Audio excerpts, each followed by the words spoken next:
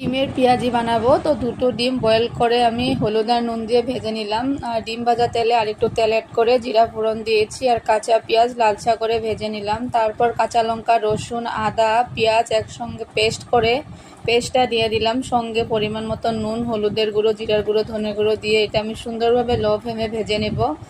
যখন জলটা শুকিয়ে যাবে এখানে আর একটু জল অ্যাড করে আমি ভেজে রাখা ডিম দুটো দিয়ে দিব। দিয়ে আর কিছু সময় এভাবে লো ফ্লেমে সুন্দরভাবে জলটা শুকিয়ে নেব। আর আমার সিক্রেট মশলাটা দিয়ে এভাবে পেঁয়াজি নামিয়ে ফেলবো। আর এভাবে পেঁয়াজি বানিয়ে খেলে খুব ভালো লাগে। আমি তো খুব ভালোবাসি আর আমার মেয়েও খুব ভালোবাসে।